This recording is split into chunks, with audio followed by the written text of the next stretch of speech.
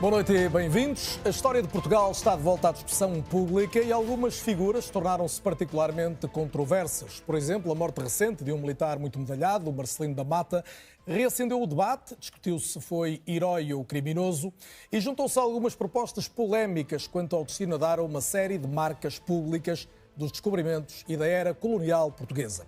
Em resposta, multiplicaram-se também as críticas a quem pretende reescrever a história, seja do colonialismo ou do salazarismo.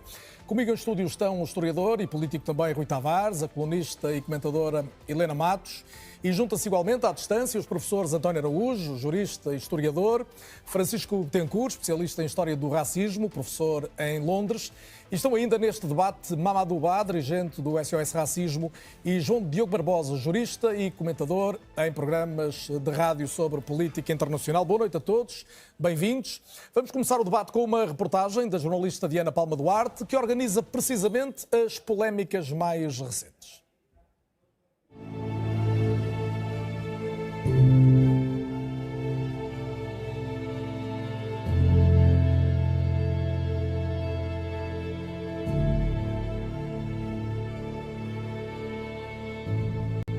A história de Portugal e os heróis nacionais regressam à discussão pública e às páginas da imprensa. Em artigos nas últimas semanas, as críticas acendem-se contra quem quer apagar as marcas dos descobrimentos, as marcas da arquitetura dos tempos de Salazar, as marcas do colonialismo. O vereador Sá Fernandes e potencialmente outros responsáveis da Câmara leva a quererem destruir e castrar a praça daquele património que nos parece ser muito significativo. A história de Portugal deve ser mantida, custa o que custar, independentemente das épocas. Os aspectos históricos não devem ser desconsiderados. A primeira dessas notícias a levantar a poeira do passado remonta a 11 de fevereiro. Anunciava a morte por Covid-19 do tenente-coronel Marcelino da Mata, militar da Guerra Colonial. Tinha 80 anos, nascera na Guiné-Bissau. Em 1961, serviu os comandos, progredindo até tenente-coronel. Lutou ao lado das tropas portuguesas. Pelas cerca de 2.000 missões de combate teve condecorações, mas ficou proibido de voltar à terra natal depois da Revolução. Um capitão de Abril, Matos Gomes, diz que libertou cerca de 40 militares portugueses presos. Mamadou Ba, ativista antirracismo, considera-o um criminoso de guerra. Marcelino da Mata foi responsável pela segurança da Universidade Moderna, encerrada em 2008. A Assembleia da República aprovou um voto de pesar aprovado pelo PS, PSD, CDS, Iniciativa Liberal e Chega. Mas um deputado socialista foi contra. Ascenso Simões. A 19 de fevereiro, o deputado socialista defende num artigo do Jornal Público que o salazarismo não morreu. Numa crítica ao movimento cívico Nova Portugalidade, autor de uma petição contra a requalificação da Praça do Império, Ascenso Simões insurge-se. O grupo dá a cara. A ideia de que a Câmara vai agora retirar os brasões que lá estão e depois logo verá se faz ou não sentido recolocá-los, francamente não convencerá rigorosamente ninguém. O deputado chama mamarracho ao padrão dos descobrimentos, sugere a sua demolição, já que é em si marca do passado colonial e da arquitetura do Estado Novo, que assim se mantém viva. E da mesma forma que a Ponte Salazar mudou de nome, diz, para Ponte 25 de Abril, também o padrão deve ser destruído enquanto monumento do regime ditatorial que é. Quanto à questão dos brasões florais, entrou como uma flecha na agenda mediática até há poucos dias. Eu creio que há sempre uma questão de respeito pela memória e pelo passado, ainda que o passado nos possa ter incomodado. Eu creio que refazer moldes para buços não serão propriamente um desses desafios. Eu creio que é o tipo de problema que uma instituição com um orçamento de quase 1.000 milhões de euros a cada ano consegue, em princípio, resolver. Não há molde, não há nada, é um trabalho dificílimo de fazer, mas se arranjarem maneira de haver um projeto dessa maneira, etc., discutamos isso, sem acusar as pessoas de preconceito ideológico. Localizados na Praça do Império, em Belém, os arranjos, desenhados em 1961, representam 18 distritos portugueses, Portugal insular e ultramarino. Acenderam ideologias depois da Câmara Municipal de Lisboa aprovar a sua retirada. O que quer é tratar da praça, quer arranjar os passeios, quer arranjar os bancos, limpar os bancos, há alguns caminhos que estão mal feitos, quer alargar o jardim para fazer uma melhor ligação entre o Tejo e o Mosteiro de Jerónimo. Rotas políticas do mundo. Para o sociólogo António Barreto, retirar os brasões do jardim contribui para um apagamento de alguns traços da história de Portugal. Fernando Medina, presidente da Câmara, acabou por se reunir com os subscritores da petição, que já vai em 14.700 assinaturas. Do encontro saiu a promessa de trabalharem numa solução que respeite o sentido e o sentimento das pessoas que procuram a valorização desse elemento, ou seja, dos símbolos da Praça do Império. É ou não é fácil a forma de lidar com memória histórica? Partimos daqui para o debate. Cumprimento de novo todos os meus convidados e começo pelo contacto com Londres e com Francisco Betancourt, historiador, professor catedrático no King's College e um grande especialista na história global do racismo, com vasta obra publicada. Boa noite e bem-vindo. Deixe-me começar por citar Alcliceu, quando disse há dias que estamos num tempo em que deixou de haver um mínimo de consenso quanto a factos básicos. E partia daqui para lhe perguntar se é possível um consenso entre o que foi melhor e pior do colonialismo e da história de Portugal ligada ao racismo. Eu penso que o colonialismo, em primeiro lugar, muito boa noite, é um prazer estar convosco. Obrigado. Eu penso que o colonialismo é sempre algo de violento, é uma violência para as pessoas que estão submetidas ao colonialismo. E essa violência envolve também aqueles que estão envolvidos nessa prática colonial. E eu penso que é tempo de ultrapassarmos esse período. Estamos num período pós-colonial e o que é importante é que Portugal se envolva neste novo período pós-colonial e não esteja a remexer nostalgicamente nesse passado. Eu penso que há aqui toda uma inversão da percepção do passado. Não se trata de reescrever a história. A história existe, tem muitas interpretações. A memória do passado é algo diferente, porque tem a ver com as percepções do conjunto das pessoas, e essas são diferentes, cada um tem uma percepção diferente. Mas o que é importante é caminharmos para o futuro e não estarmos constantemente... Há aqui uma agenda política de extrema-direita, claramente, em que tenta remexer no passado e os brasões, vamos lá ver. Eu penso que há aqui distinções a serem feitas. Uma coisa é a obra construída, e eu tenho uma opinião diferente daquela que veio aqui referida. Outra coisa completamente diferente é o ajardinamento à volta da fonte da Praça do Império, que foi feito em 61 e que tem muito a ver com uma resposta ao início da Guerra Colonial.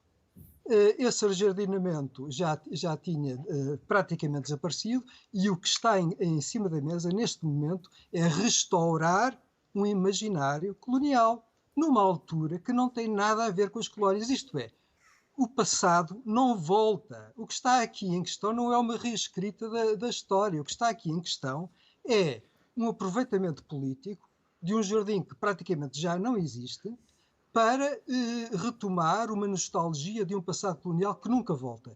E este é que é o problema principal e a distinção entre nacionalismo e patriotismo. Eu sou um patriota, não sou um nacionalista. Isto é, o nacionalismo pretende colocar um país acima de todos os outros. Eu gosto do meu país, sou um patriota, mas mobilizar um jardim que já desapareceu e querer restaurar, o que está em questão é restaurar esse jardim, eu penso que é uma nostalgia colonial que não nos dignifica. Mas há democratas entre as pessoas que assinaram a petição, democratas contrastados entre as pessoas que assinaram a petição pelo restauro dos arbustos. Para si não faz sentido sequer esta discussão, é isso? eu penso que a discussão não faz sentido. Os jardins já não existem. O que está em cima da mesa é uma proposta de restauro desses jardins, que foram feitos em 61 como resposta à guerra colonial. É uma coisa recente, é uma coisa que já nem sequer existe.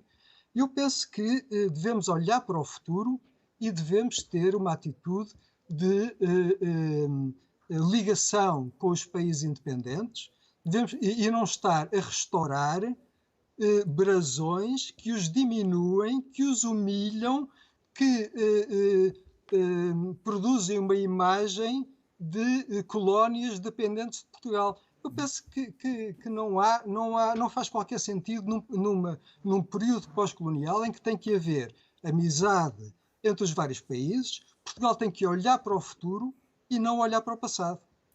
António Araújo, na sua opinião, boa noite também, é um gosto tê-lo neste debate.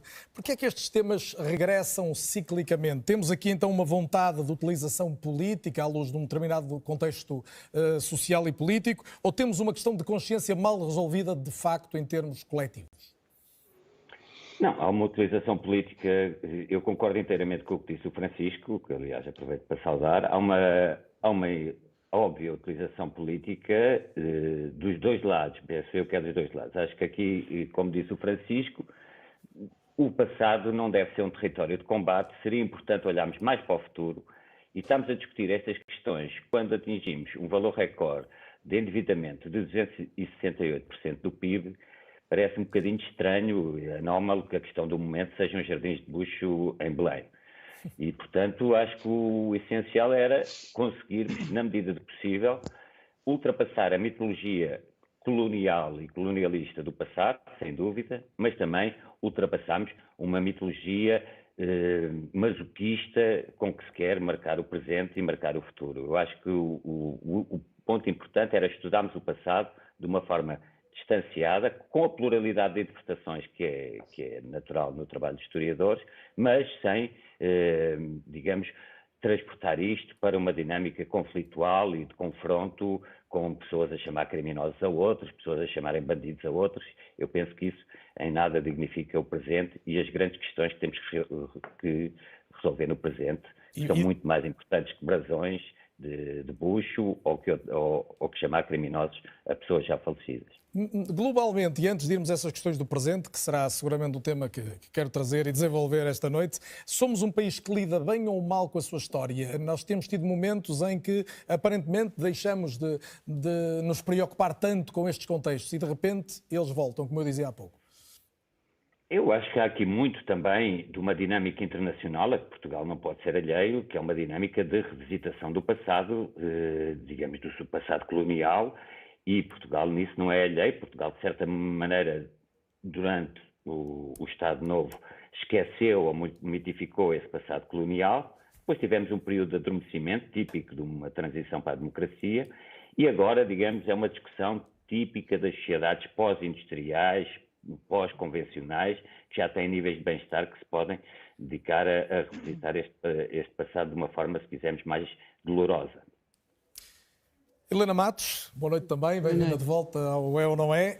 Estes episódios recentes, tivemos aqui na nossa reportagem uma série de exemplos, a questão dos brasões, mas não apenas. Tivemos antes disso a vandalização da estátua do Padre António Vieira, tivemos agora a sugestão de uma eventual demolição do Padrão dos Descobrimentos.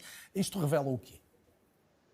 Revela uma grande tolice, não é? E um grande estado daquilo que talvez seja que a sociedade talvez esteja a precisar mais de psiquiatria do que de outra coisa qualquer. Eu queria apenas fazer aqui um esclarecimento em relação à questão dos brasões, é que, independentemente daquilo que ali estiver, a Câmara Municipal de Lisboa tem mais de 13 mil funcionários. E quando, com mais de 13 mil funcionários, somos confrontados com a informação que não existe capacidade técnica para preservar uma técnica de jardinagem, independentemente daquilo que lá está, que era o mosaico, que era uma coisa que se fazia com muita facilidade. Pessoas que, penso eu, os simples jardineiros da Câmara faziam isto nos anos 60, 50, nos anos 70. Neste momento, no século XXI, no ano da graça 2021, ouvir o vereador Sá Fernandes dizer-nos que não se pode usar aquela técnica de jardinagem, revelam o seguinte, e talvez aí pegando, com aquele número sobre a nossa dívida em 268% do PIB. É que nós criámos uma monstruosa burocracia estatal num Estado que simultaneamente perde competência técnica. Portanto, aquilo não é um jardim que está assim e que se foi deixando de abandonar. Aliás, ele não se foi degradando por acaso. A ideia era mesmo chegar a dizer que aquilo não tinha... Helena está convencida que se deixou degradar o jardim. Sim, claro, para não ter que manter aqueles mas símbolos. Para lá disso, imaginemos que estava lá representado o sol, a terra e o mar, ou o símbolo da maçonaria, para ficarem mais tranquilos. A verdade é que havia uma técnica de jardinagem que hoje somos informados, apesar da Câmara 13 ter 13 mil funcionários, que não consegue. Portanto, isto também é uma coisa em que eu acho que é um parênteses introdutório no qual acho que devemos pensar.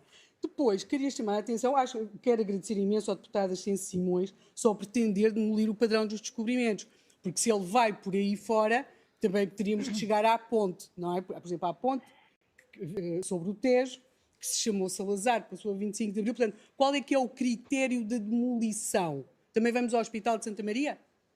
Posso garantir que foi inaugurado com enorme pompa e circunstância. Querem deitá-lo abaixo? Portanto, nós temos de pensar o que é símbolo ou o que é que não é símbolo, não é?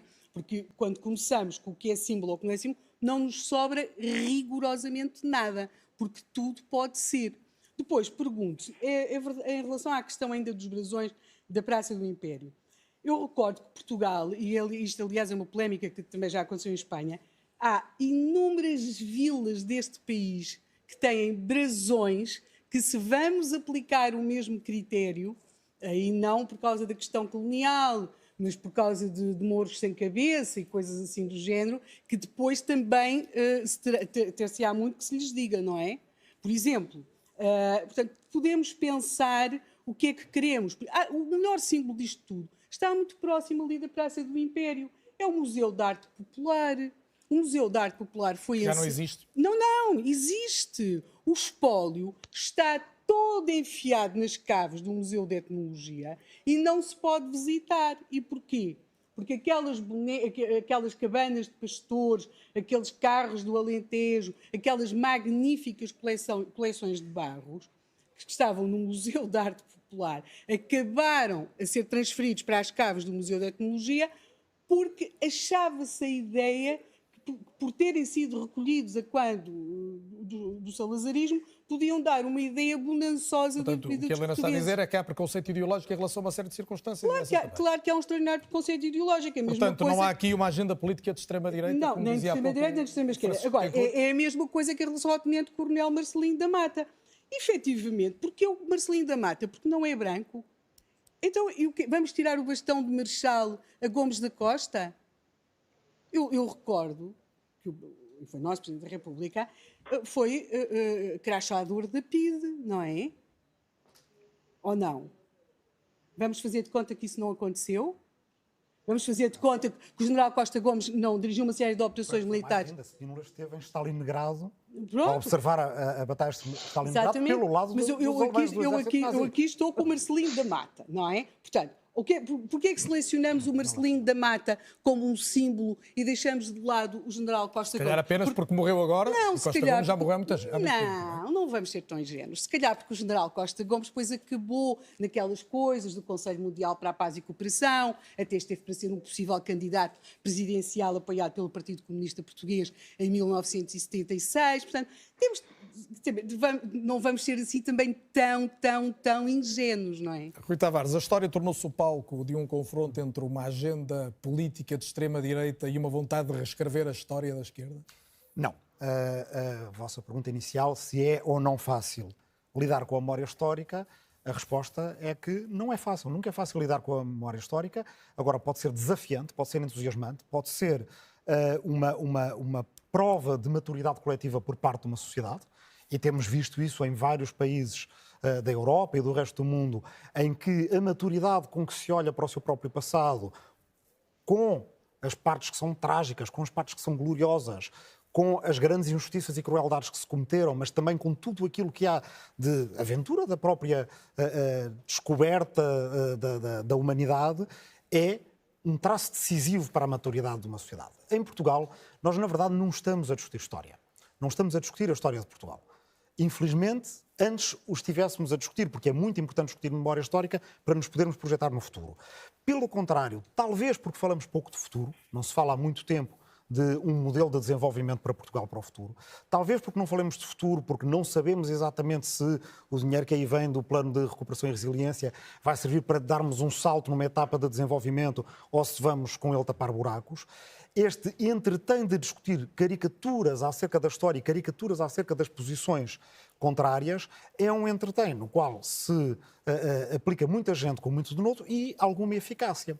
Porque parte do que nós ouvimos na peça é apenas uma parte da história e provavelmente até é a parte menos grave da história. Quer dizer, um deputado a escrever um texto de opinião no qual emite a sua opinião e essa opinião pode ser considerada por quem a lê tolice. Isso é, digamos, o normal da democracia de uma sociedade pluralista.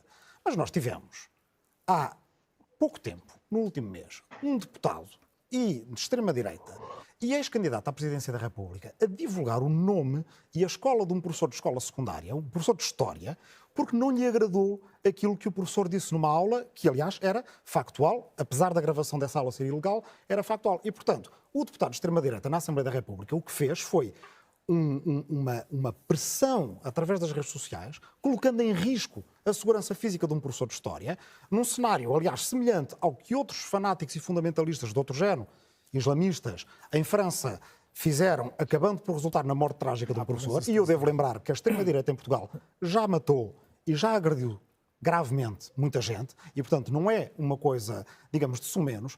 E eu não vejo muitos opinadores preocupados com a história e os historiadores a solidarizarem-se com este professor de História. Já vamos falar mais mas podia continuar.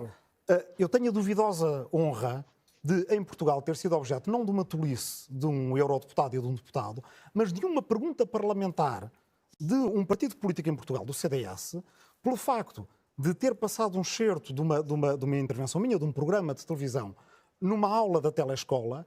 E o que é que os escandalizava? Eu dizer que a exposição do mundo português, que era ter utilizado a expressão propaganda do salazarismo. Quando repara, essa expressão é uma expressão do salazarismo. Porque estas coisas no salazarismo se faziam sob a tutela do Secretariado de Propaganda Nacional. Portanto, uma expressão que não era anacrónica, todo pelo contrário, era endógena ao próprio salazarismo. Isto chocou um eurodeputado do CDS. Ou seja, isso para dizer, porque há aqui uma caricatura em relação a algumas posições, que são posições, sim, de crítica em relação à memória e aos monumentos coloniais, de avanço, de aprofundamento da historiografia acerca desses temas, revelando vozes que antes não se conheciam, com controvérsia, evidentemente. Quer dizer, durante muito tempo houve quem dissesse tem que se falar mais de Marcelino da Mata. Mas depois parece que queriam parar no momento em que se falava mais de Marcelino da Mata, mas apenas bem. Ora, não é isso que temos. Do lado destes exemplos que eu citei, e podia citar outros, nos Estados Unidos da América, onde há Estados americanos... Já vamos falar mais do mundo, Rui, prometo. Mas a propósito de Marcelino da Mata, o Mamadou Ba, que também é nosso convidado... Mas, Carlos, se eu puder só terminar...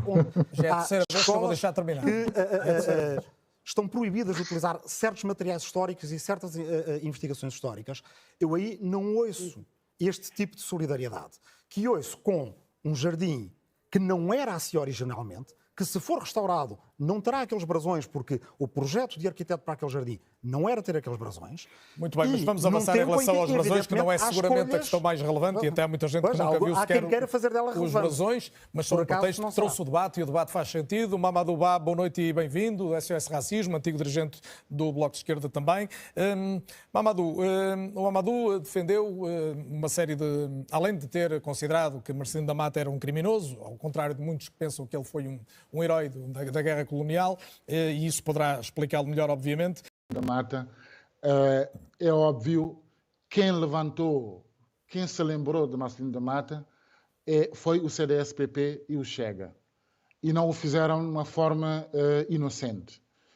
Até então, ninguém falava de Marcelino da Mata.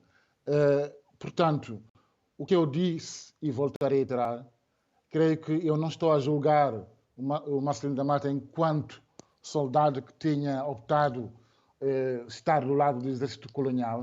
O que estou a dizer é que não me parece saudável para uma sociedade que se quer projetar para o futuro resgatar o herói, um herói como Marcelino da Mata, que foi conhecido entre os pares e não só, como um criminoso de guerra.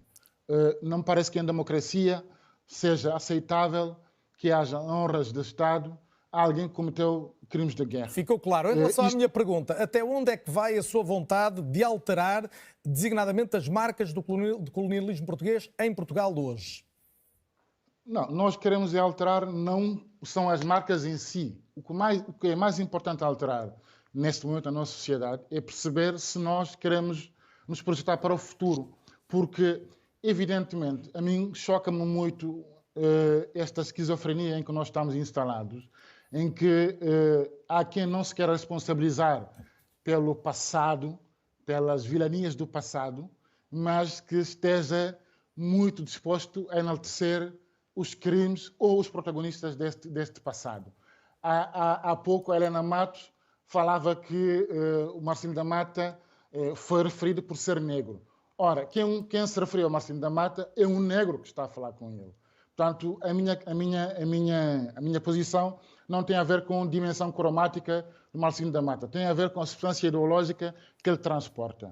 Portanto, voltando então à sua pergunta, relativamente aos frescos da Assembleia da República e outro tipo de mobiliário, parece-me que quem quer escrever o passado é quem quer voltar a inscrever o passado no presente, porque a sociedade portuguesa tem uma identidade hoje que é coletiva, diversa. Uma identidade não é uma coisa estática, é uma coisa dinâmica. Há pessoas que resultaram desse processo histórico, que vivem entre nós e que se sentem agredidas por esta reificação permanente da história. O que nos compete fazer é perceber se nós estamos disponíveis a olhar para o futuro, como todos já tinham dito. Este é o convite que faz o movimento. Nós não queremos reescrever a história. Aliás, eu costumo dizer, eu não estou aqui para apontar culpas. Eu quero que a gente assumamos responsabilidade. A culpa está estabelecida, ela é conhecida. As vilanias da história não as podemos mudar, mas podemos fazer tudo para que elas não se repitam. E isto é uma responsabilidade coletiva nossa. Apostar no futuro, fazer com que as crianças que nasçam hoje em Portugal se sintam refletidas no imaginário coletivo, na narrativa coletiva. Esse é o nosso compromisso. É isso que nos tem que guiar. Agora, evidentemente que podemos discutir a forma como queremos interpretar a história e como é que queremos mobilizar a memória para que dela aprendamos os erros que cometemos no passado. Essa é a nossa responsabilidade. Vamos seguramente falar mais disso.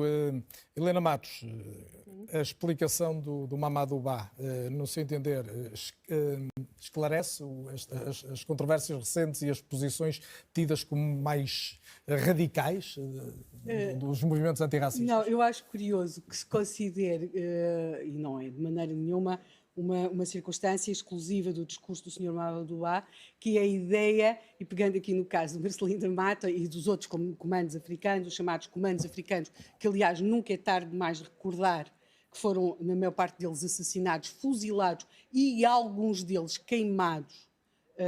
Portanto, convém, e em alguns casos ainda com tropas portuguesas no território da Guiné, é curioso porque se considera que porque eram negros, deveriam ter estado de um determinado lado da história. Quer dizer, se prosseguirmos por aí, chegamos ao discurso extraordinariamente racista daquelas pessoas que hoje acham que os negros não deviam estar na Europa, não é? Ou seja, esta ideia de que há uma afetação geográfica e geográfico-política nossa, consoante a nossa cor da pele, quer dizer, leva-nos a paradoxos absolutos, não é? É tão lógico que o Marcelino da Mata e os comandos africanos tivessem de estar do lado do PAIGC, quanto nós hoje acharmos, ou algumas pessoas acharem, que não devia haver negros na Europa. Isto é um absurdo completo. Esta ideia... É preciso que alguém o tivesse defendido, Helena, porque também, quer dizer, às vezes nós nestas discussões... Não, claro que se defende. Então, Helena, não foi isso que ouvimos, pelo menos. Não, aqui seja, não. Nós hoje podemos dizer, eu poderia pegar nas suas palavras e se... eu disser que o Sol é que anda à volta da Terra, isso seria absurdo, mas isso não esteve em cima da mesa. Ou seja, o que esteve em cima da mesa, segundo eu entendo, é que durante algum tempo houve quem, ainda em vida de Marcelino da Mata, houve quem dissesse é uma história fascinante, concordo que é uma história fascinante, é uma história trágica também, e sabemos não só no caso da Guerra Colonial Portuguesa, no caso da Guerra da Argélia, onde há casos muito semelhantes de torturas sobre argelinos praticadas por argelinos também, páginas duríssimas da história que dividiram comunidades e que era importante falar mais delas. E eu concordo plenamente com isso. Depois, o que acontece é que, a partir do momento em que é importante falar destas personagens históricas, e faz todo o sentido, porque é interessante que tenha havido um soldado guineense, africano, negro, a lutar do lado das tropas coloniais, vai haver também quem diga, mas o que é que as tropas coloniais lá estavam a fazer? Ou seja, mas não é nada disso que a Helena estava aí a falar. O que há é quem diga, o que estavam a fazer era, evidentemente, também... A guerra não é bonita, também não é bonita do lado português, por terras que, do ponto de vista do direito internacional, do ponto de vista da nossa própria história, da nossa Constituição, que defende a autodeterminação dos povos, nós consideramos que não havia justiça naquela guerra, nós, regime democrático português, e vai haver também quem fale para mal... Para concluir, Helena, para eu ouvir ainda a resposta do Mamadou. Agora a Helena, Rui, por favor. Rui, desculpa lá, o que está aqui em causa, é algo que em Portugal se ouve desde o dia 27 de setembro de 1974. Nesse dia chegou a Portugal uma delegação proveniente de Angola, que representava um conjunto de partidos e associações cívicas que tinham sido constituídos naquele território após o 25 de Abril, como é óbvio, não é? E o que é que eles vieram a Lisboa tentar junto do general Spínola? Que se pudessem organizar eleições em Angola e o recenseamento, não é? E desde que eles chegaram ao aeroporto de Lisboa, que foram sempre acompanhados de uma gritaria que era traidores. Uns eram brancos, outros eram negros. Ou seja, aquilo que nós temos aqui é que unicamente se tem aceite como representantes de África aqueles que as elites, geralmente de esquerda, mas que na prática é apenas a continuidade da percepção colonial dos anos 30, dizem que são os libertadores. E aquilo que estava definido, que podiam ser como libertadores, era o MPLA, a FNLA, a UNITA, a Frelimo e o PAIGC. Não podemos... Rui, o Tarrafal não fechou. Como tu sabes, foram lá enfiados os cabo-verdianos que não concordavam com o espaço de poder para o PAIGC. A resposta do Rui agora, eu quero ouvir o Mamadou. Helena, estou a ficar sem tempo na primeira parte. Helena, agora o Rui Tavares. Perfeitamente, do ponto de vista cívico e do ponto de vista histórico, se quer falar acerca dos regimes de partido único em África, onde quer que seja, tem do meu lado total acordo, total oposição. Isso, Rui, não são por acaso um regime de partido único. Foram um regime de partido único porque apenas se aceitou que os interlocutores eram os libertadores. Vamos ouvir um de cada vez, senão daqui a pouco ninguém lá a casa se entende. Helena, já ouvimos o ponto de vista, agora o Rui Tavares, por favor. Reportemos aos factos do que está em discussão agora. Que eu saiba, a Helena poderá saber melhor, não há ninguém que tenha escrito na atual controvérsia acerca de Marcelino da Mata que ele era um traidor de raça, um traidor de nação. Não, o que é que o Rosas nos chamou? Não, desculpa lá, Helena. O que é que o Rosas nos chamou? Se eu puder... O que é que o Fernando Rosas nos chamou? Ao estarmos a trazer isso à colação, estamos só a contribuir para que seja uma discussão feita de caricaturas. A questão é, queremos, em que é que ficamos? Se queremos que se fale de Marcelino da Mata, e eu acho que é uma história importante para discutir, não podemos pôr limites.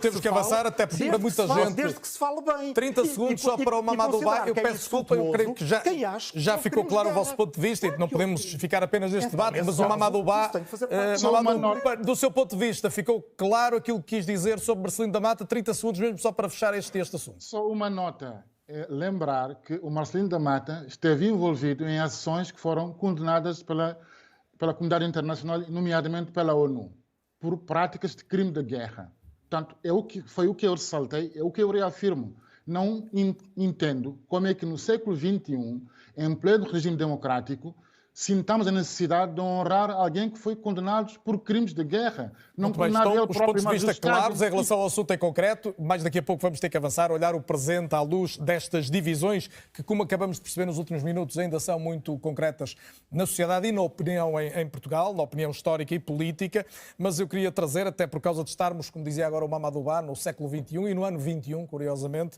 alguém que nasceu praticamente na entrada do século, eu diria 1 ou 2 anos antes, João Diogo Barbosa, boa noite e bem-vindo. O João Diogo está aqui não apenas por uma questão geracional, é porque é alguém que já intervém no espaço público, é jurista, está a fazer mestrado na área do direito também, mas é já habitual comentador em espaços, designadamente da Rádio Observador, sobre política europeia e norte-americana. João Diogo, mais uma vez, boa noite e bem-vindo.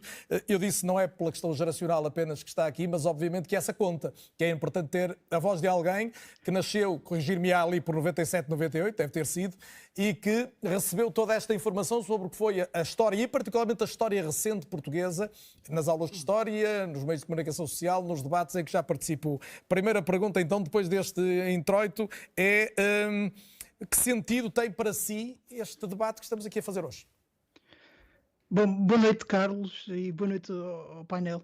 Este debate tem muito sentido se for feito sobre o futuro. Eu acho que a tónica está a ser posta aí, ainda bem que está a ser, porque se o debate continuar a ser sobre o país da poda e da dinamite, não vamos chegar muito longe e até devíamos pedir desculpa às pessoas por estarmos a ocupar espaço do canal público com este tema, mas a verdade é que há muita mistificação e, valendo-me aqui da minha qualidade de jovem, posso dizer que cumpriu o ensino obrigatório percebendo que havia escravatura no Império Português, que não foi tudo um mar de rosas e que não havia apenas aspectos positivos no colonialismo. Mas eu insistiria, é importante discutirmos o futuro e é importante nessa medida percebermos exatamente o que está em causa, porque se estamos a debater narrativas que vão moldar o futuro, precisamos de saber quais são, e a ideia de que propor o derrubo ou a destruição de qualquer coisa é apenas uma forma de corrigir uma lesão abstrata é muito pouco.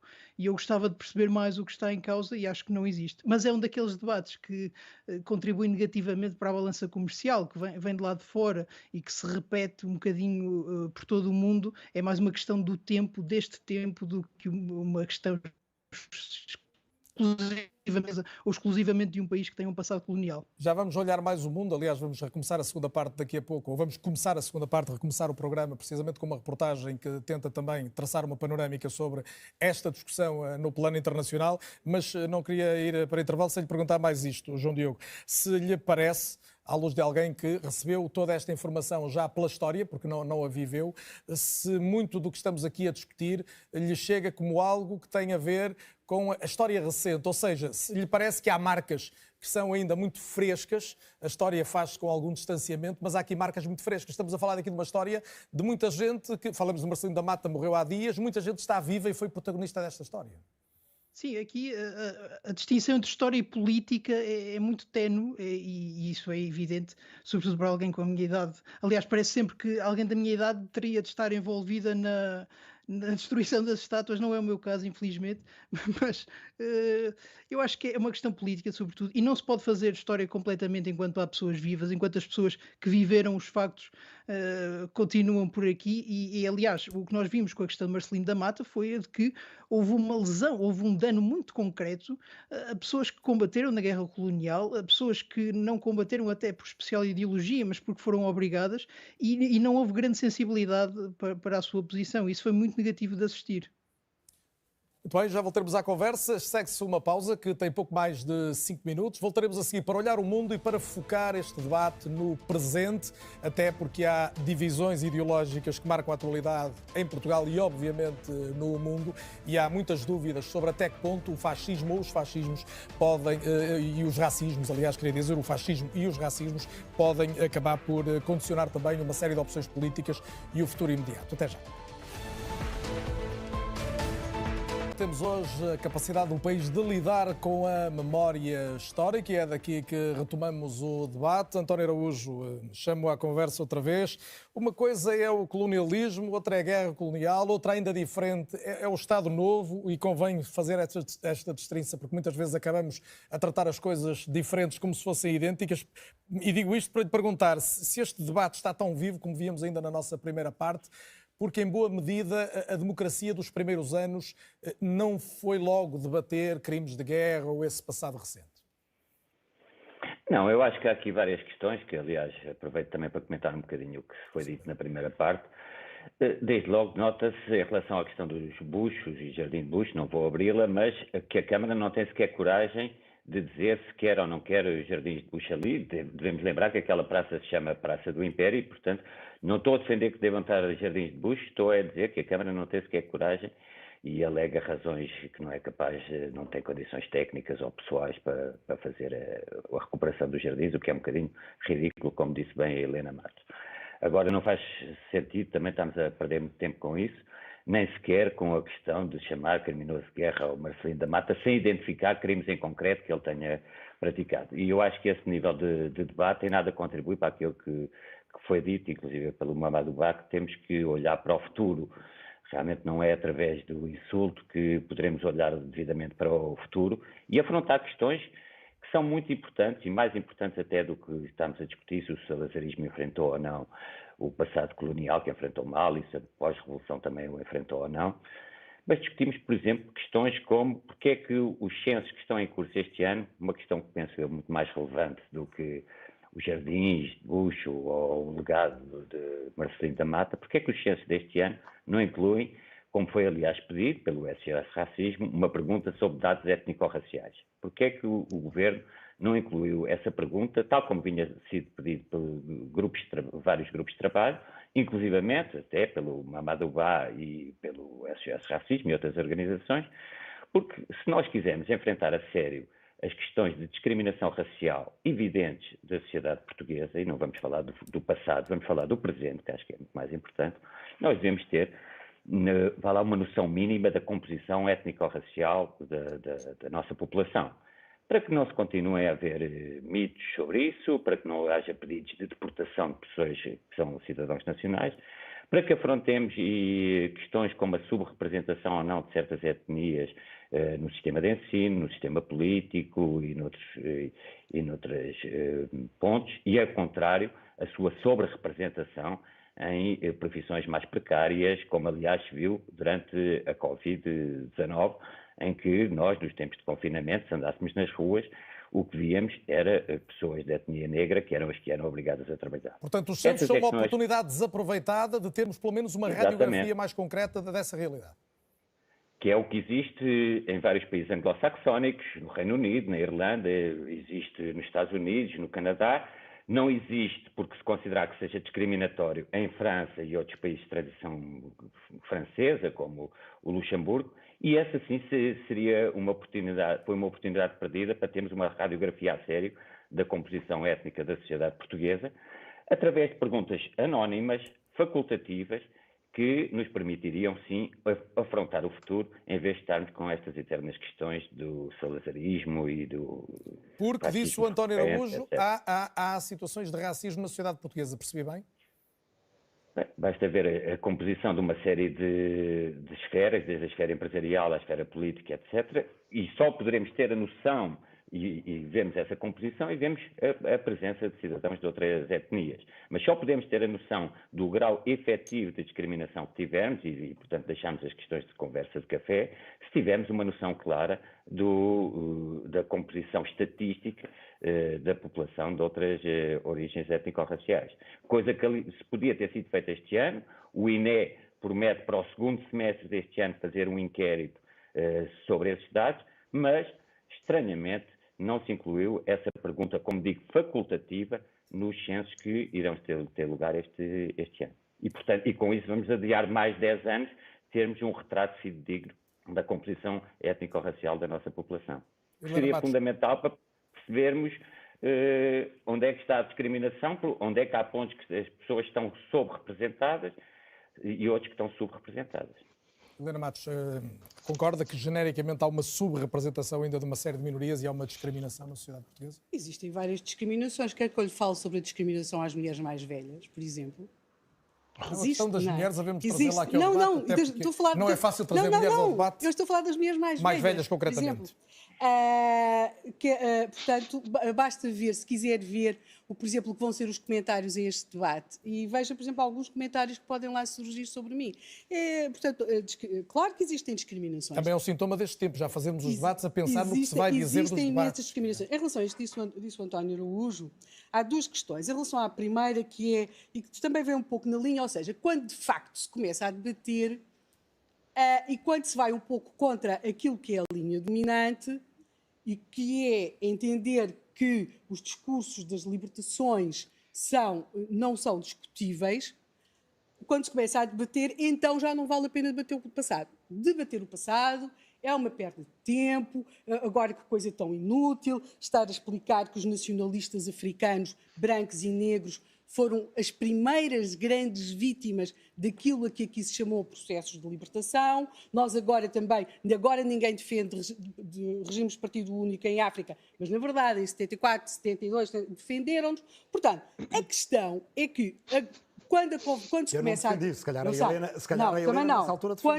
a debater, não interessa debater o passado. Mas pronto, deixemos o passado arrumado até à próxima polémica, porque é óbvio que vão aparecer mais polémicas, não é? E então aí vamos voltar a ter de debater o passado. E como se percebe, as coisas do passado têm um valor simbólico. Mas vão aparecer porquê? Porque há uma agenda de esquerda, designadamente, que quer usar esses motivos? Sim. Penso que sim. Não penso que em Portugal seja tão hiperativa quanto noutros países, mas penso que vai surgir. Mas, de qualquer forma, em relação a esta questão que o António Araújo colocou, da pergunta nos censos, eu acho que, não sei, não tenho uma opinião formada, acho que não é um assunto tão ligeiro quanto possa parecer. Há diferentes tradições, nós inscrevemos-nos muito mais na tradição francesa do que na tradição anglo-saxónica. De facto, a situação em Portugal é paradoxal, se quisermos. Por exemplo, quando se vão estudar determinado tipo de doenças raras, por exemplo, encontram-se às vezes há referências aos casamentos consanguíneos entre ciganos, os problemas da consanguinidade, e aí aparecem números. Percebemos que há uma série de coisas em que aparecem números, por exemplo, para esse grupo, mas depois não aparecem para outro. Acho, contudo, que não é assim uma opção a ser tomada com falta de reflexão. Acho que deve ser um assunto discutido, que merece ser discutido. Não creio que seja uma opção isenta de consequências.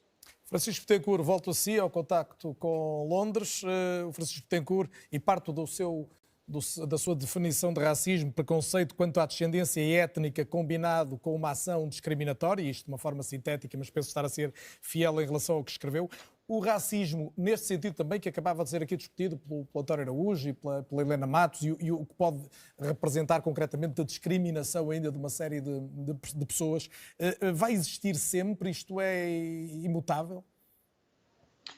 Uma das coisas que eu defendi é que o racismo não é imanente e não é eterno, porque isso é um dos argumentos que os racistas geralmente produzem, é que o racismo existe em todas as sociedades e, portanto, desde o momento que existe em todo lado, não há problema.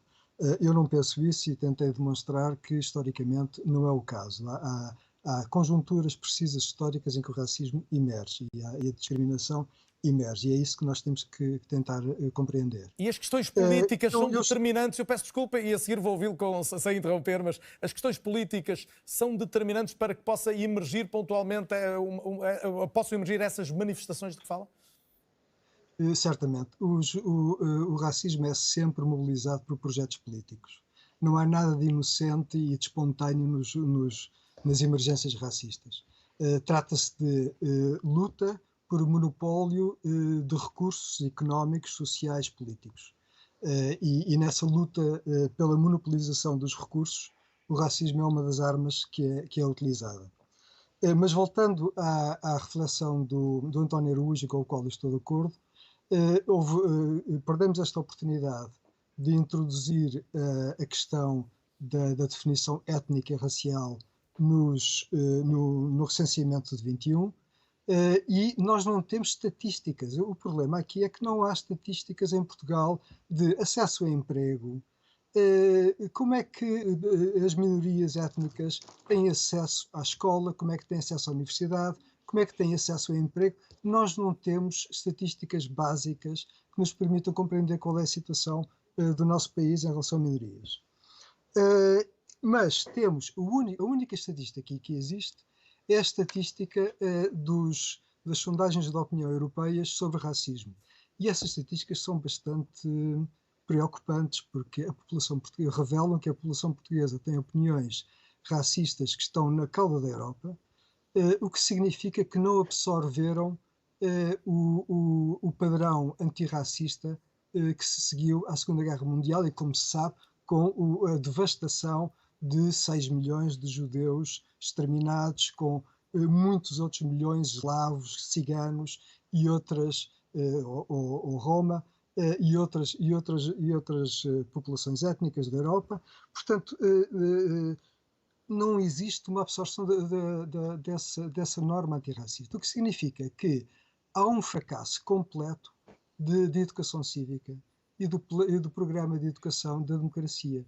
Isto é, o que é necessário é encontrar formas de divulgar a Declaração Universal dos Direitos Humanos das Nações Unidas, aprovada em 1948, e que está integrada na nossa Constituição, está integrada na nossa legislação. Esse é um aspecto fundamental, porque tem a ver com a dignidade do ser humano, tem a ver com coisas que não se podem passar no século XXI. E a acontecer isso, a ser verdade o que está convencido que é verdade, responsabiliza quem por isso? Eu penso que houve uma negligência do ponto de vista do sistema educativo, porque o problema do racismo tem que estar numa sociedade que teve a sua guerra colonial e que está num conjunto universal, num conjunto mundial pós-colonial, tem que tratar de difundir os elementos básicos de dignidade humana para que se possa caminhar para o futuro. O problema fundamental hoje em dia é um problema de inclusão e diversidade e respeito pela diversidade, da diversidade das minorias. E este é o problema político. Nós estamos, no fundo, este programa é um programa sobre políticas de memória.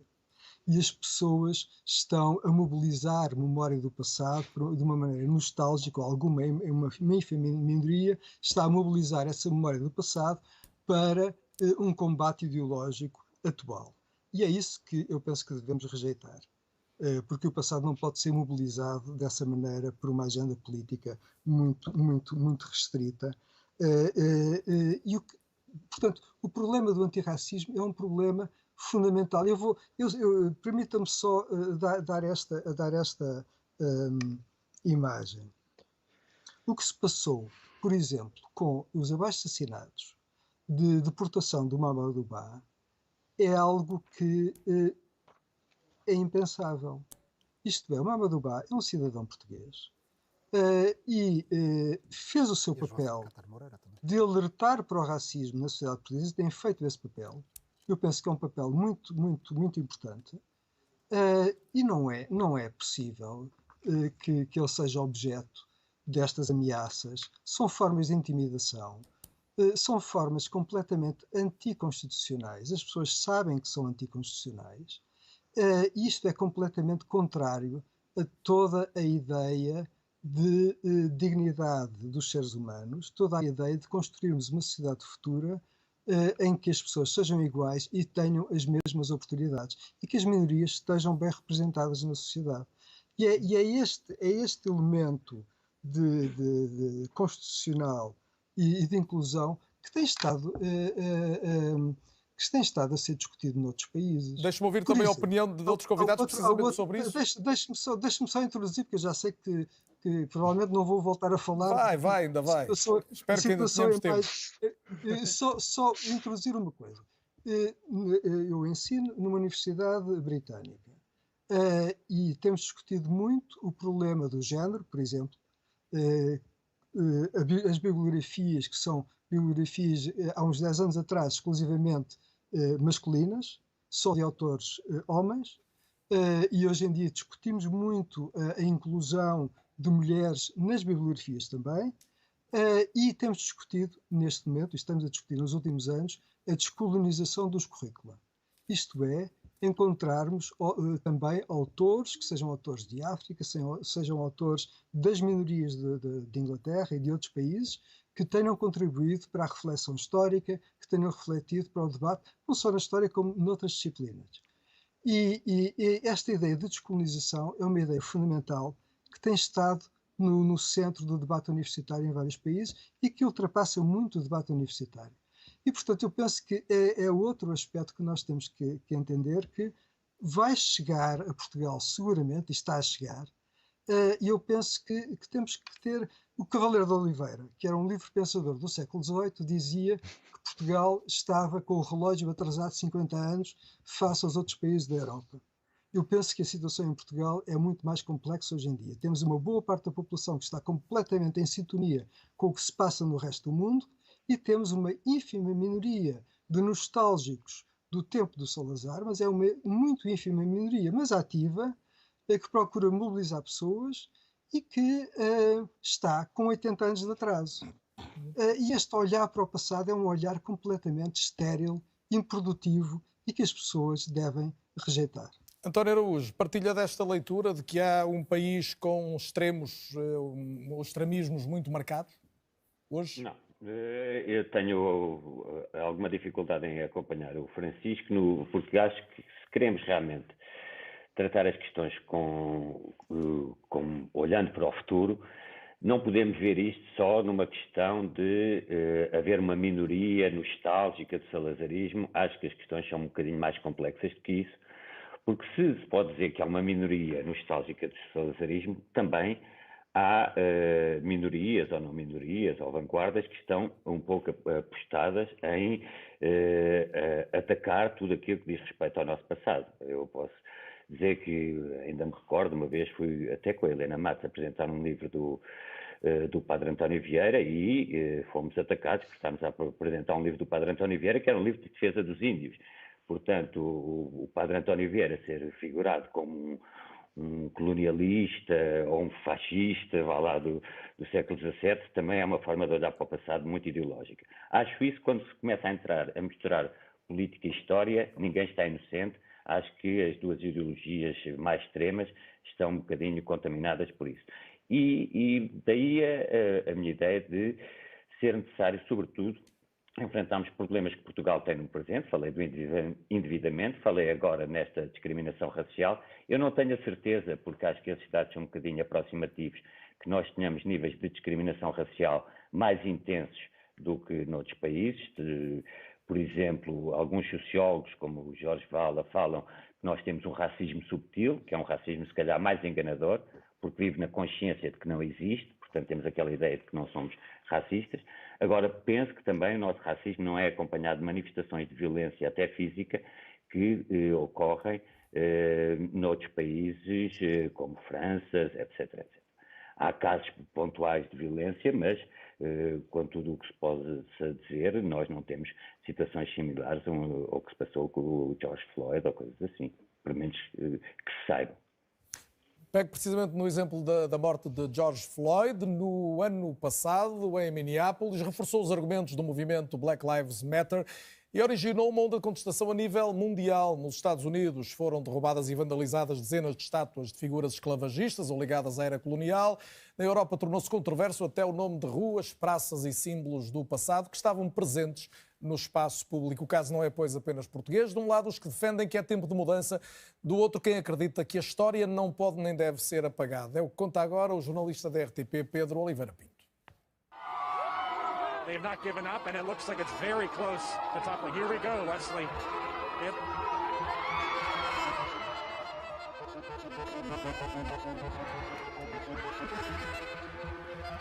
Why do you want to celebrate a history of hatred instead of building a future of love?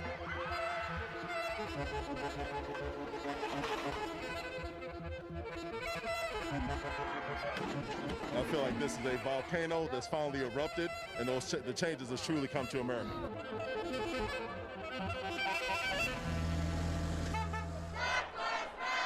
O verão da luta antirracista nos Estados Unidos, deflagrada pela morte de George Floyd às mãos da polícia, levantou muitas vozes inconformadas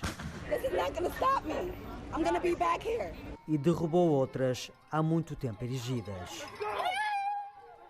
Mas o movimento que teve nos Estados Unidos uma expressão de força acabaria por nascer do outro lado do Atlântico, na cidade inglesa de Bristol, onde é dado o tiro de partida para um movimento que se tornou global.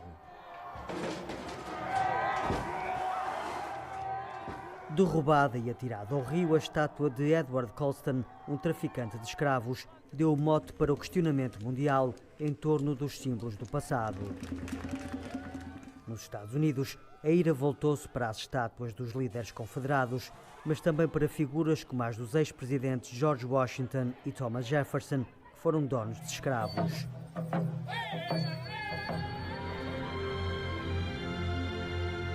O filme E Tudo o Vento Levou foi retirado das plataformas de streaming e só regressou com uma introdução que contextualiza a época esclavagista. It's a film that glorifies plantation slavery, that era in American history that puts front and center the white protagonists and their dramas and issues, their needs, and at the same time popularized enduring stereotypes about African Americans. Revisão da história ou esquecimento da história. As duas teses entram em debate. Em Londres, o Presidente da Câmara reconheceu que falta diversidade nos espaços públicos e anunciou a criação de uma comissão para analisar as estátuas. We shouldn't be memorializing, we shouldn't be commemorating, celebrating as icons people who are slavers, plantation owners. Na Bélgica, o Parlamento pediu ao Executivo para descolonizar o espaço público através da revisão e remoção dos nomes de ruas e de praças. A estátua do rei Leopoldo II foi retirada pelas autoridades por causa do papel criminoso do monarca na colonização do Congo belga. Pour nous, Léopold II est un génocidaire, il a tué 10 millions de Congolais, alors pour nous, il faut tout simplement retirer ces statues. Do outro lado está quem defende que retirar estátuas e renomear ruas é um passo para o esquecimento. Em Bordeus, os nomes de várias ruas de figuras ligadas ao comércio escravo foram mantidos. A cidade decidiu contextualizar e dar informações sobre quem foram essas pessoas. Nous avons toujours œuvré pour que l'histoire ne soit pas effacée. C'est trop facile. Vous commettez le pire des crimes, on enlève votre nom et vous êtes tranquille. Il faut que ça reste ces symboles de l'histoire du racisme et de l'esclavage comme témoignage de ce qui ne doit plus jamais se passer, plus jamais dans l'histoire de l'humanité. So what are they going to do? Take the pyramids and Cleopatra's Needle down? The Colosseum? And the Colosseum, they were slaves? O perigo de branquear a história é real, defendem alguns. Outros acreditam que manter é perpetuar a discriminação. Mamadou Ba, é com violência que se faz a catarse de uma sociedade que, no seu entendimento, precisa de fazer essa catarse por ter sido criada em função da violência sobre outrem? Violência é manter a narrativa que nos conduziu até aqui. Eu não sou apologista da violência só pela violência. Eu acho que isso tem um anátema que se quer muitas vezes atirar a pele dos ativistas e é uma forma de nós não discutirmos o que é essencial. O que me parece importante notar é que o silêncio sobre o passado não nos salva de nada, absolutamente nada. Antes, pelo contrário, instala-nos numa espécie de profunda amnésia coletiva, que é a mãe da negação do racismo estrutural que graça na nossa sociedade. O que nos compete fazer é olhar para o passado, dele retirar as consequências do déficit de igualdade com que se confrontam pessoas que descenderam do percurso histórico.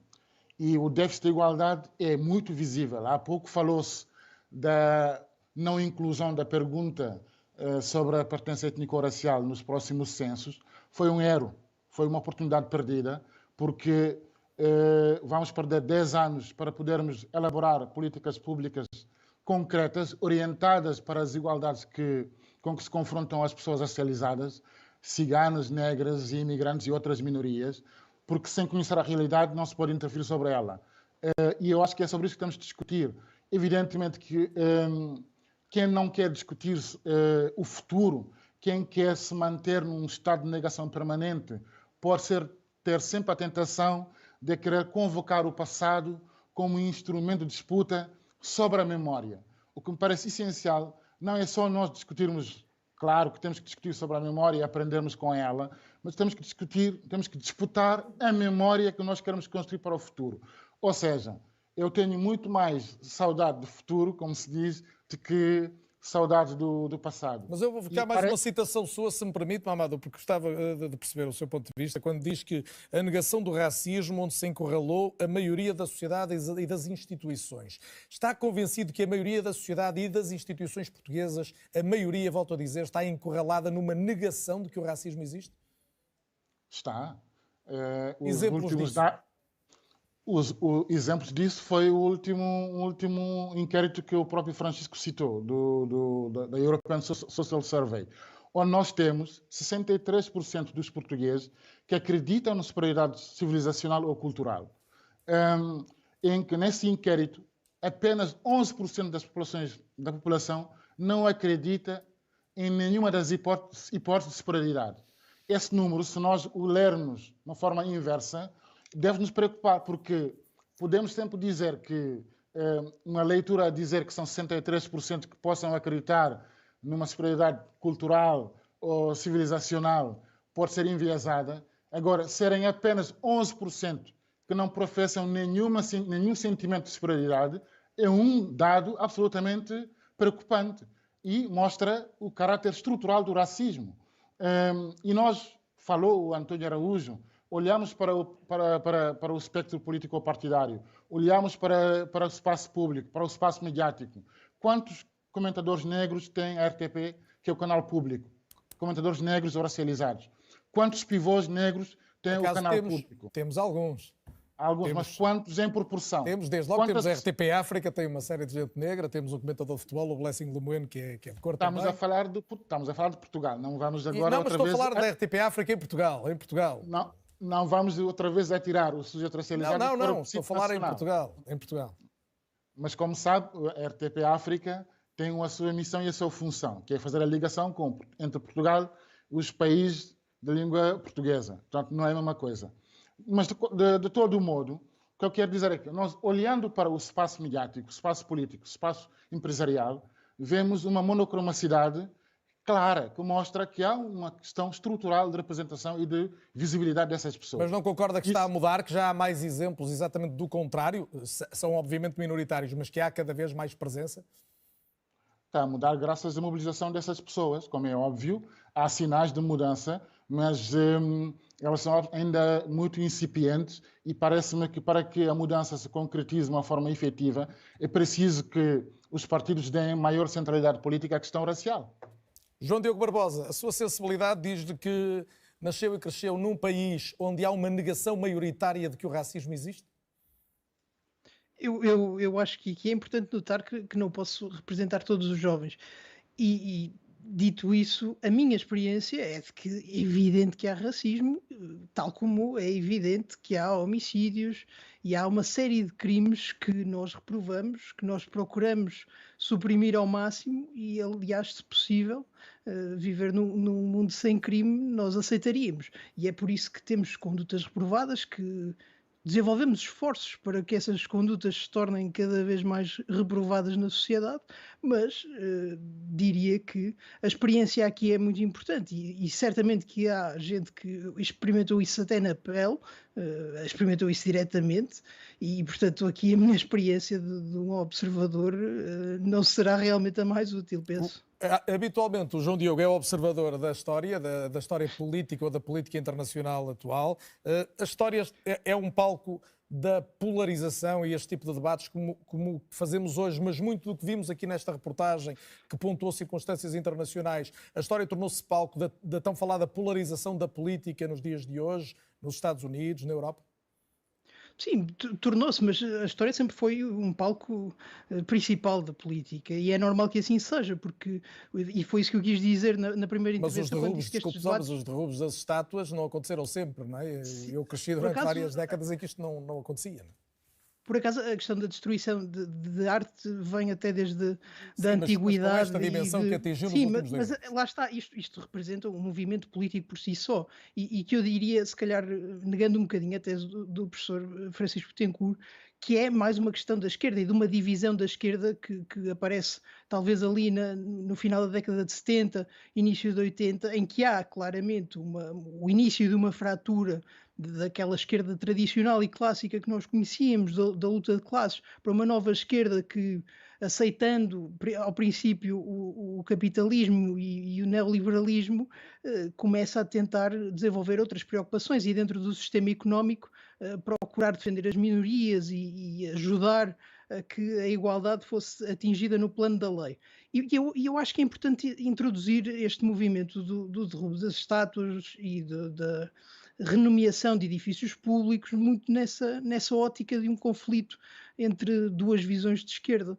E porque, da maneira que isto está a passar até em Portugal, a direita tem tido, sobretudo, uma posição defensiva de dizer não, nós não queremos derrubar estátuas, nós não queremos mudar o nome a praças, exceto talvez a Praça Hugo Chávez na Amadora, que realmente há muita gente que preferia mudar, e talvez bem.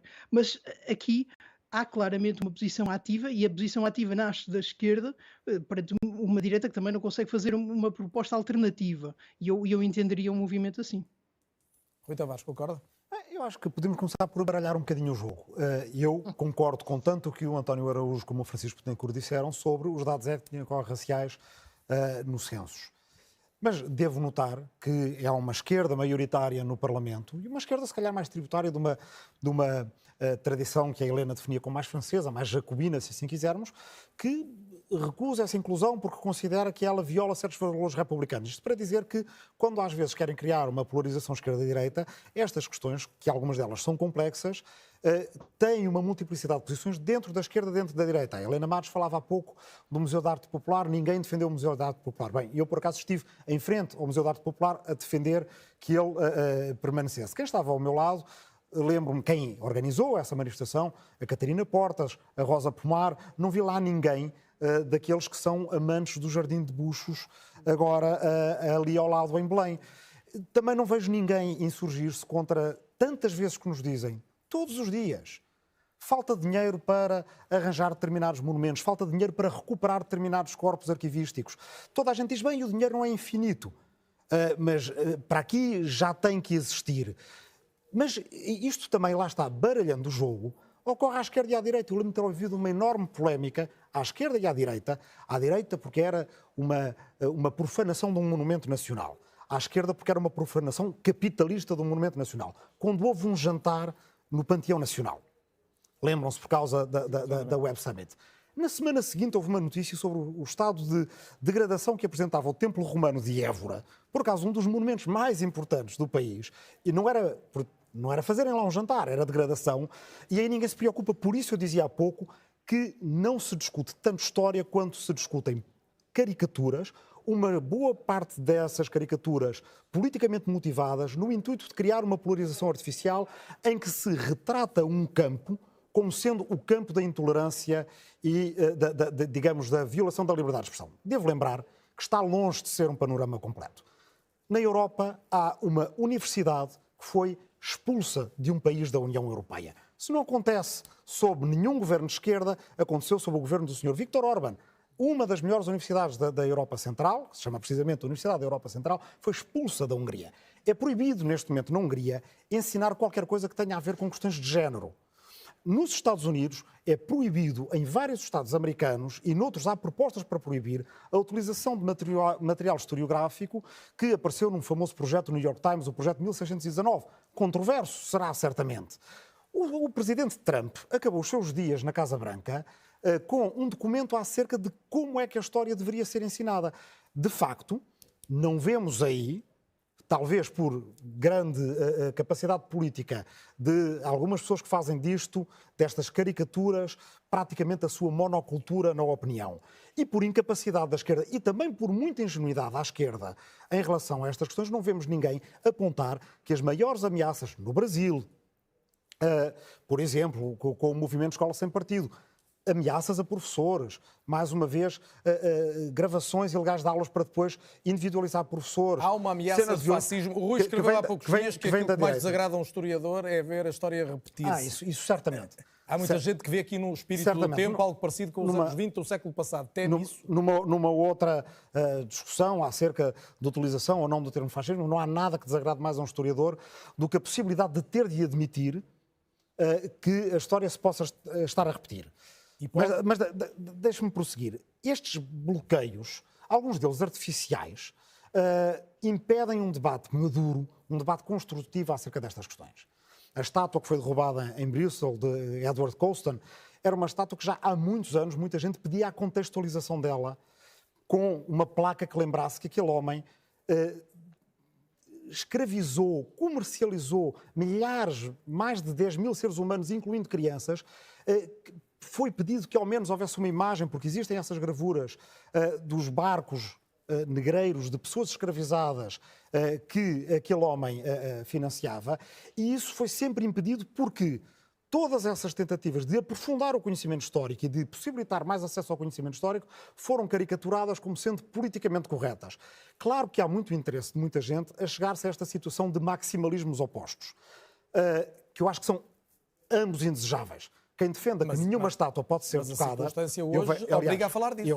Claro que obriga. Estamos aqui a falar disso e eu acho que devemos falar disso.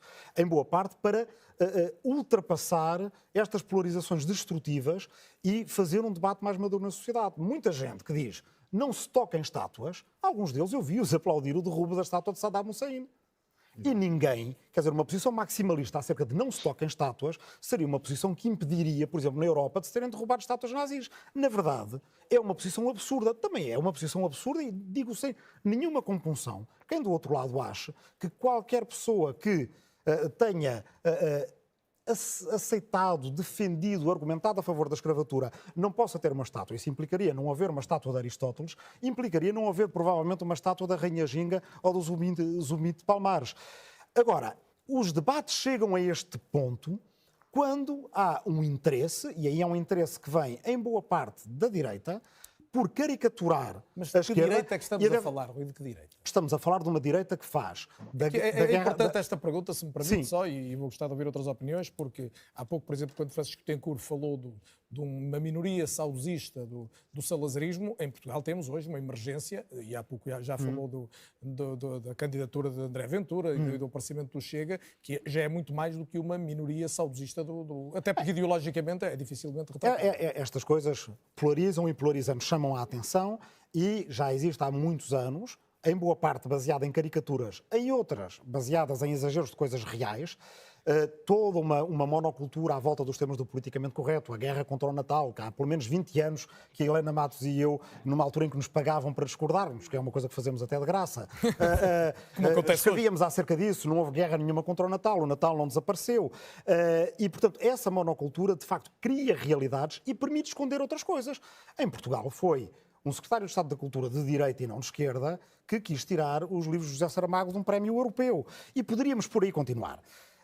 E existe da parte de quem faz essa monocultura da luta contra o politicamente correto, aproveita-se às vezes, e também digo claramente, de quem é à esquerda não pensa duas vezes acerca de que não estaremos sempre em maioria, não estaremos, as maiorias mudam, queremos um campo político pluralista e se hoje há uns que querem arrancar umas estátuas, os outros daqui, 2 para amanhã, pode haver outros que queiram arrancar outras. Se hoje há quem queira vandalizar umas estátuas, amanhã pode haver quem queira vandalizar o memorial da escravatura que temos que ter em Lisboa e que devemos ter em Lisboa porque é uma parte importante da nossa história e, portanto, evidentemente, quem assim o faz está a abrir campo a que depois sejam criadas estas caricaturas, quando aquilo que nós devemos ter é um debate. O meu professor Espanha, saudoso, dizia: quem fica com os cómodos fica com os incómodos. Só há duas posições coerentes neste debate.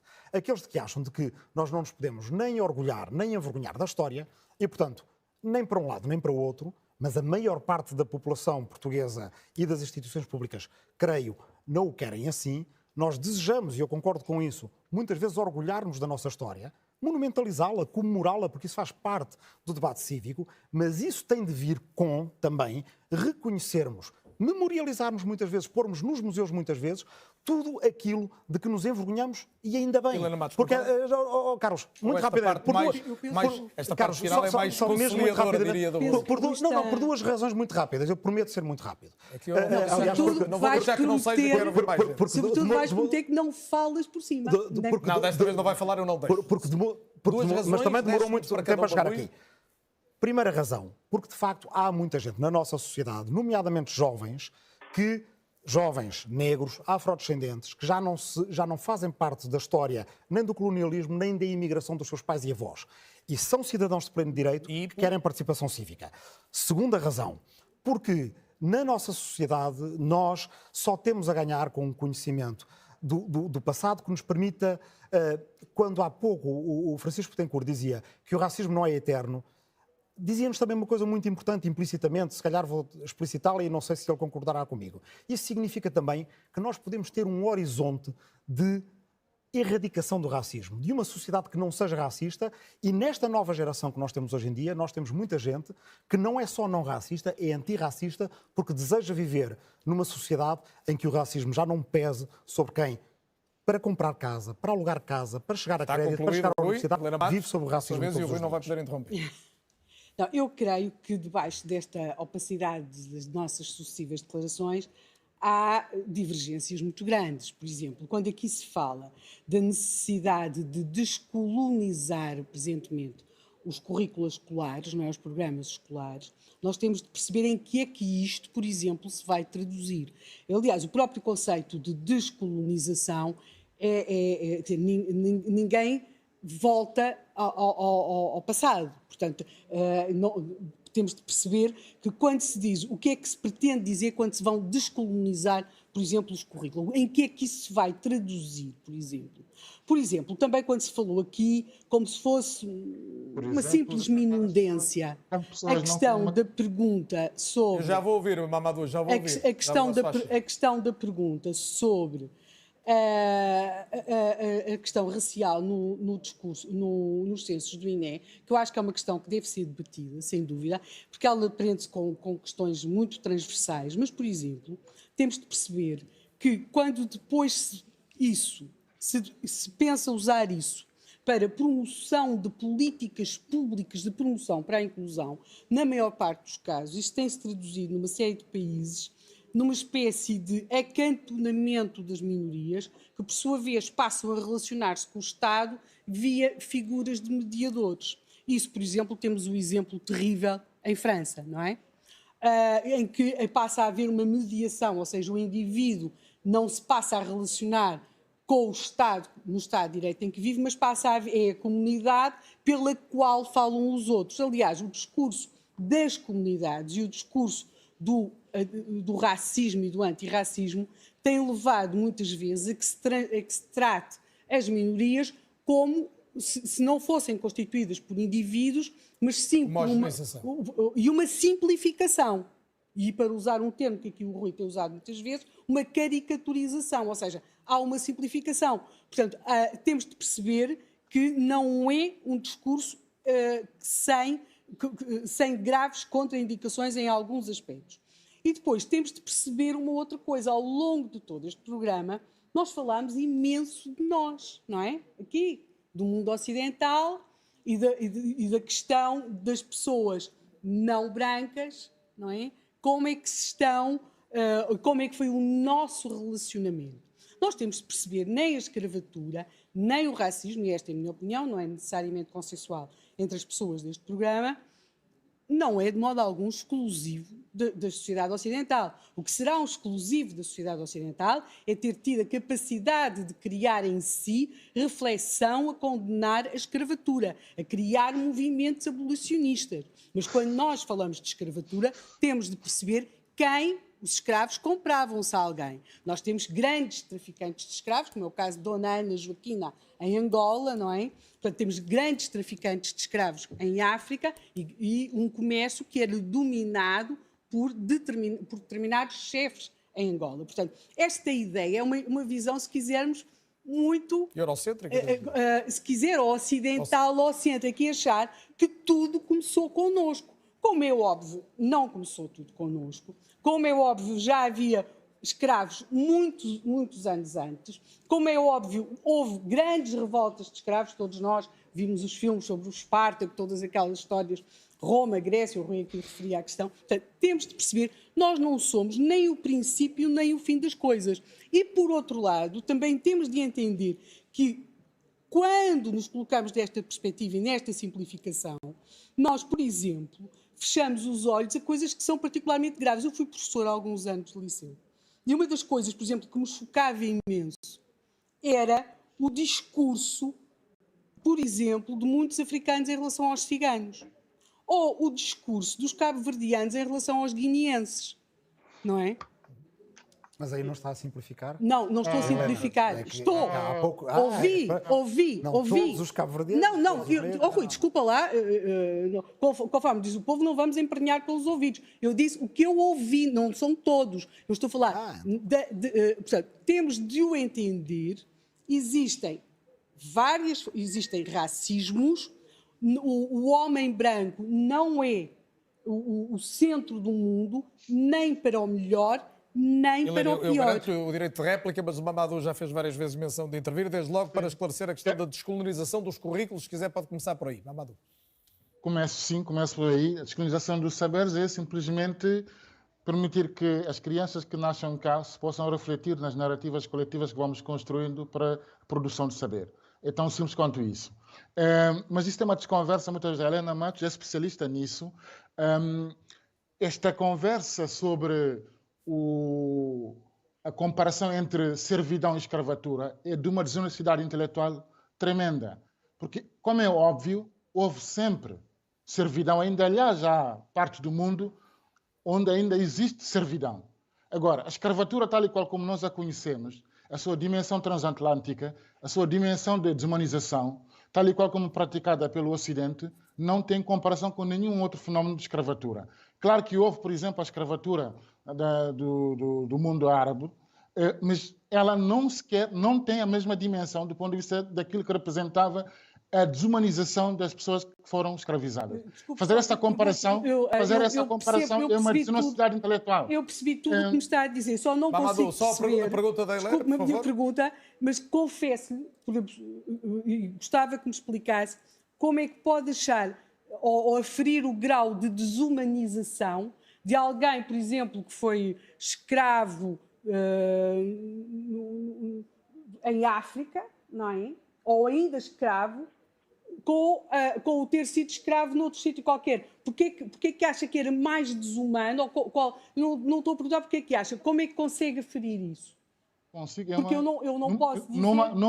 Responde-lhe numa frase, numa palavra. Em regime de servidão, as pessoas não eram coisificadas.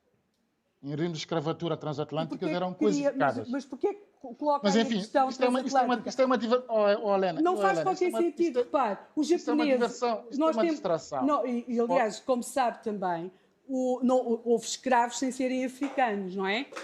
Nomeadamente em Portugal.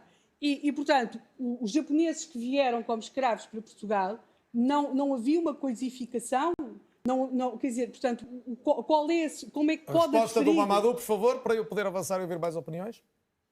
Aos portugueses que foram escravos no norte da África, porque, como sabe, havia captura de escravos aqui, por exemplo, na zona do Algarve, as pessoas que eram levadas para o norte da África. Helena, nunca houve nenhum fenómeno de industrialização da escravatura, tal e qual como houve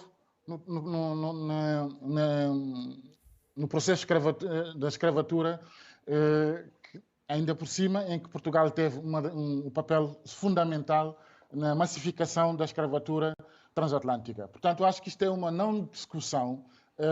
Aliás, o que me parece ressaltar da sua preocupação é aquilo que eu chamo um bocado esta obsessão pela absolvição histórica. Nós já decidimos aqui entre nós, se queremos resolver os problemas do racismo estrutural, o que temos que fazer é nos projetarmos para o futuro, sairmos um bocado dessa barricada da história. E é para aí que nós queremos caminhar. Não é? A revisão dos conteúdos curriculares, haver políticas públicas concretas orientadas para os problemas com que se confrontam as comunidades racializadas, medidas de ação afirmativa, no acesso ao emprego, Não me interrompa, gostaria por favor. por acaso é uma pergunta que sempre... Agora tem que ser pergunta rápida, resposta rápida, para eu ouvir as outras opiniões. Eu, por exemplo, sempre achei que devia haver muito mais aulas e aulas nas escolas para que os pais não tivessem de pagar explicações, porque sabemos como são caras. Por exemplo, explicações de matemática, explicações de português, naquelas disciplinas em que sabemos que os alunos podem ter mais dificuldades, sobretudo alunos recém-chegados ou que vêm de famílias... Isso para chegar onde, Helena? Para chegar à questão do que é que se pretende com os programas nas escolas para ajudar os alunos das minorias. Porque aquilo que se vê, por exemplo, muitas vezes são aquilo que se chama programas de inclusão, são programas que ainda reforçam muito mais esse ostracismo, porque em vez de termos aulas de apoio de matemática, de inglês, de português... Temos uma aula específica para aqueles grupos. Não. Por exemplo, no caso muitas vezes das crianças ciganas, passamos a ter muito mais aulas de música, ou seja, será interessantíssimo, mas não é bem aquilo que eles precisavam. Mamadou, mesmo para concluir este ping-pong? Como é óbvio, a revisão dos conteúdos curriculares só por si não vai resolver o fosso no acesso a um trajeto escolar normal por parte das comunidades racializadas e dos seus filhos. Evidentemente que teremos que mudar completamente toda a organização do sistema de ensino, mas antes disso é preciso criar condições sociais e económicas para que essas famílias possam ter os seus filhos na escola pública e em condições de poderem completar e fazer um trajeto escolar. Ficou clara a sua normal. resposta. Um desafio final para os meus convidados e, sobretudo, para os que têm estado mais calados. Se calhar não tenho tempo para todos, mas começava pelo António Araújo. António Araújo, o que é que deste debate lhe fica como mais relevante? Olha, a necessidade de nós optarmos claramente quando enfrentamos estas questões. Ou queremos ter uma abordagem conflitual e muito apegada ao passado, ou uma abordagem mais consensual em que diagnostiquemos os problemas do presente, e em vez de estarmos sempre a pegar, porque nós dizemos que queremos projetar no futuro, mas destruir estátuas é uma coisa que é sempre ajuste de contas com o passado. Coisa diferente seria contextualizar as estátuas, como bem disse o Rui Tavares. Agora, destruí-las não sistematicamente não faz sentido. É destruir o imaginário que eles suportam. É isso? Uma coisa é destruir, desculpe, o imaginário que eles suportam. Sim. Não são as uma coisa é destruir, não é destruir o objeto que destrui o imaginário, é que aí vai ficar deixa de ter o ponto que assinala a memória de um esclavagista e em seu lugar fica sem nada, não fica lá nada. Isto é, se destrói a estátua de um esclavagista, não é muito melhor tê-la lá e contextualizá-la? Coisa diferente, e compreendo, é destruírem estátuas, por exemplo, do rei Leopoldo, ou destruírem ou retirarem estátuas do rei Leopoldo, que essas sim são pessoas que são ofensivas. Podem estar em museu. Como compreendo que se tenha destruído a estátua do Saddam Hussein, como compreendo que não, a seguir ao 25 de Abril se tenham retirado as estátuas de Salazar que havia no Palácio Foz, etc. Portanto, acho que mesmo aí conseguimos pontos de consenso, não é necessário dizer que todas as estátuas devem ser destruídas ou todas devem ser mantidas. Ninguém disse isso. Agora, ninguém disse isso. Questões diferentes. Se queremos olhar para o futuro e estabelecer políticas públicas mais inclusão, não podemos sempre procurar ajustes de contas do passado, como, por exemplo, aqueles que estão a ocorrer em grande movimento, por exemplo, nos Estados Unidos e que acabam de chegar, com o atraso que bem detectou o Francisco, de, por exemplo, reparações pelo esclavagismo. Já foram feitas contas e, por exemplo, calcula-se, a margem é muito grande, mas calcula-se entre 14 bilhões de dólares a 711 trilhões de dólares. O PIB dos Estados Unidos é 26 trilhões de dólares. Portanto, imaginemos o que seria uma indenização de 711 trilhões de dólares e mais, apenas para a reparação não é em termos... Já não podemos agora ter debate. Mamadou, António Araújo concluiu? Não, esse é o debate que está em curso nos Estados Unidos. Mas isso é um debate importante e acho que não se pode falsear esse debate desta maneira. Não se está a falsear. A coisa que está a dizer é que... se continuamos apegados a querer indenizar com 711 trilhões, que é uma quantia inimaginável, e só para os que foram escravos depois da Guerra Civil, não abrangendo os anteriores à Guerra Civil. A reparação histórica é sobre justiça social, não é sobre uma reparação económica. Já percebi que não vão chegar a consenso. Estamos a falar de 711 trilhões de dólares, não estamos a falar de coisas simbólicas, não é? Estamos a falar de coisas financeiras e repare, as ações que foram intentadas contra uma série de Amador, tem que empresas... concluir o António Araújo, que eu ainda quero ir a Londres e ouvir o João Diogo. Foram intentadas ações com uma série de empresas, a Lehman Brothers e tudo, que depois acabavam arquivadas porque a escravatura naquela altura era legal e foi esse o argumento jurídico que prevaleceu. António Araújo, Mas muito obrigado, estou mesmo sem tempo, peço desculpa, para ouvir também o Francisco Tencourt, até porque tinha dito que ainda voltava a Londres, cá está a prova, mas só tenho 1 minuto para a sua síntese, Francisco, sobre o que é que fica de mais importante, mais relevante neste momento histórico. Eu penso que, por um lado, temos que sair do caso anedótico, como dos Bush, e pensar numa urbanização a sério da Praça do Império. A Praça do Império está a precisar de alguma coisa que a ligue, de uma certa coerência. Não se trata de suprimir os vários elementos que lá estão, mas trata-se de dar uma outra coerência.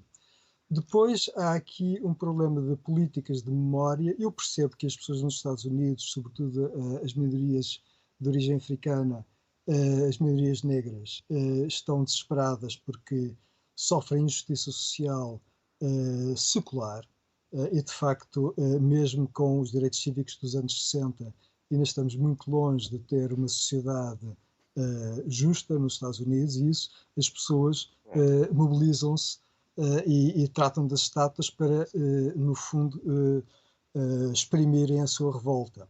Eu penso que Portugal está numa situação diferente, mas há também um passado histórico... Tenho que pedir para concluir, Francisco, peço desculpa, mas... Com certeza, há um passado histórico que precisamos de considerar, porque 20% do rendimento nacional português durante 5 séculos resultou da exploração colonial.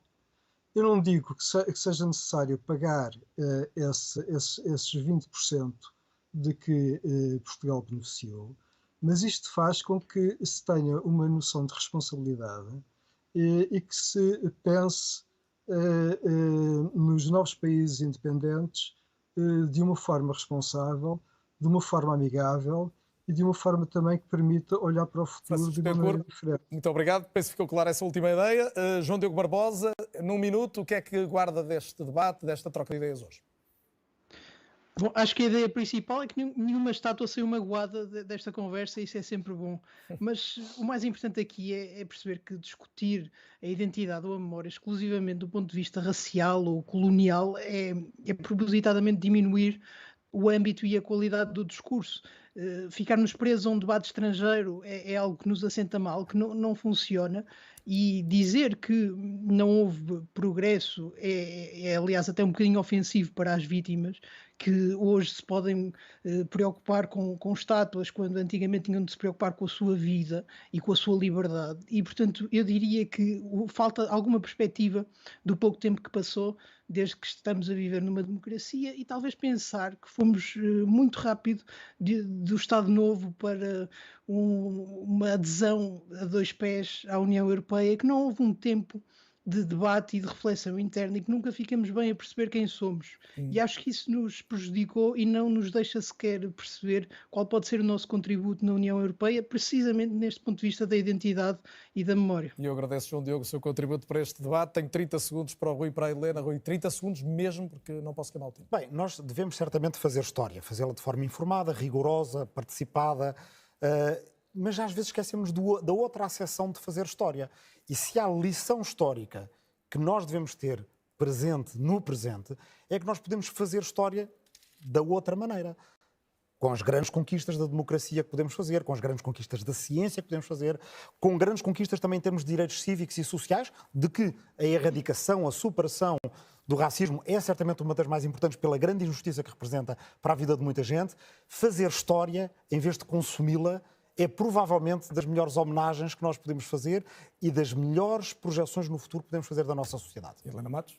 Eu quero apenas dizer, acho que precisamos debater isto muito mais, porque eu acho que quem não sabe de onde veio, rigorosamente não sabe para onde vai.